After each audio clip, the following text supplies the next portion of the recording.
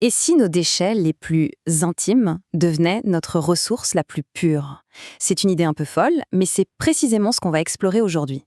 La renaissance de l'eau.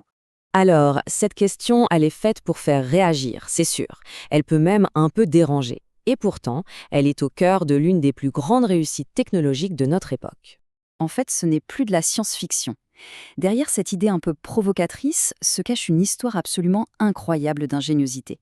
Une histoire qui nous montre comment ce qu'on considérait comme un déchet ultime peut devenir une source d'eau limpide, pure et parfaitement saine. Allez, on y va. Voici le parcours qu'on va suivre ensemble. On part de cette fameuse prémisse choc, on traverse toutes les étapes de cette transformation et on termine sur ce que tout ça signifie pour l'avenir durable de l'eau. D'abord, il faut sortir de l'image d'une petite expérience de labo. Non, le recyclage de l'eau aujourd'hui, c'est une industrie mondiale massive, c'est même un des piliers économiques du XXIe siècle. Et pour s'en convaincre, il suffit de regarder les chiffres, ils sont vertigineux. On parle d'un marché qui pèse des dizaines de milliards de dollars chaque année. Des pays à la pointe comme Singapour ou Israël, ils produisent des centaines de millions de litres d'eau purifiée comme ça chaque jour. Le point clé à retenir, c'est que ce n'est plus une technologie d'avenir, c'est une solution bien réelle, globale et totalement éprouvée. Bon, alors comment ça commence concrètement ce voyage? Eh bien, tout débute là où on ne le voit pas, dans les canalisations, là où le système doit faire face à un flux, disons, assez chaotique de déchets. Le processus démarre avec des barrières purement mécaniques. D'abord, des sortes de grilles géantes, les dégrilleurs, qui vont bloquer tous les gros objets. Ensuite, on ralentit le courant de l'eau. Ça permet au sable, au verre, à tout ce qui est lourd de tomber au fond. Et enfin, des écumoires viennent nettoyer tout ce qui flotte à la surface, comme les graisses. C'est vraiment la première ligne de défense, indispensable pour protéger le reste des équipements. Ok, une fois ce premier tri mécanique fait, on passe à l'étape suivante. Et là, on va laisser la nature faire une grosse partie du boulot. La force brute, on la met de côté et on laisse la place à des milliards de travailleurs microscopiques. Cette image d'ouvrier invisible, elle est parfaite. Parce que ce ne sont pas des machines qui entrent en jeu ici, mais bien des milliards d'organismes vivants, prêts à dévorer tout ce qui est invisible à l'œil nu. Le nom technique, c'est le procédé des boues activées. Pour faire simple, imaginez d'immenses bassins dans lesquels on injecte plein d'air. Ça va stimuler l'appétit de milliards de bactéries qui vont littéralement dévorer la pollution organique. Ensuite, ces bactéries s'agglomèrent entre elles, formant des sortes de flocons, les flocs, qui vont tranquillement couler au fond. L'eau devient donc beaucoup plus propre, tout ça de manière naturelle. Après ce grand nettoyage biologique, l'eau a déjà l'air bien plus claire. Mais c'est maintenant que la technologie la plus pointue entre en scène. L'objectif, atteindre un niveau de pureté quasi absolu.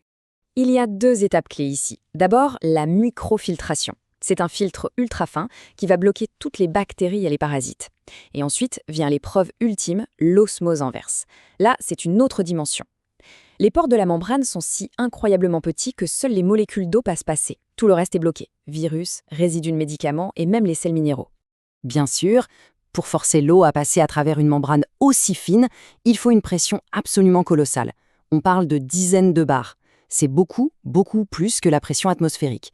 C'est vraiment la force brute au service de la finesse moléculaire. Et le résultat, il est spectaculaire.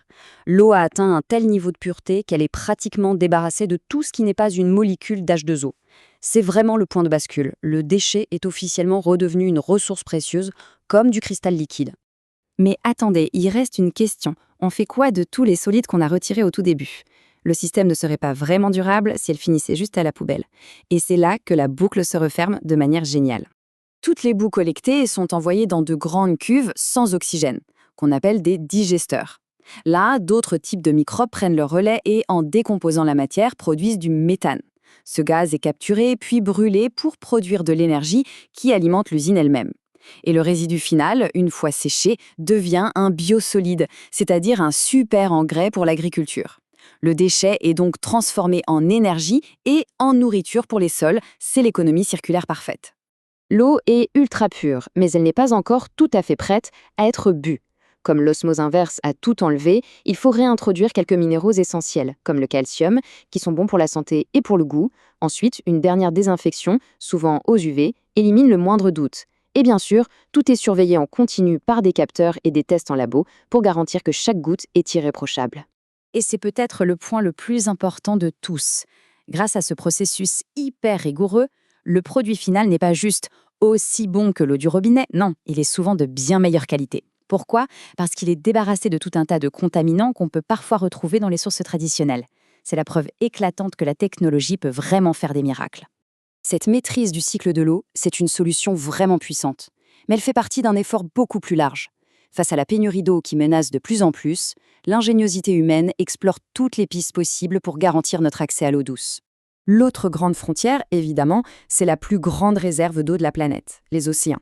Transformer l'eau salée en eau douce, c'est un autre défi technologique majeur sur lequel on avance à grands pas. Et en fait, le dessalement utilise des principes très similaires à ce qu'on vient de voir. Il faut d'abord un pré-traitement pour enlever le sable et les algues, et ensuite, on retrouve nos fameuses membranes de filtration, et notamment la même technologie d'osmose inverse pour séparer le sel de l'eau. C'est une autre facette de cette même quête technologique pour obtenir de l'eau pure. Alors, si on devait résumer, que faut-il retenir?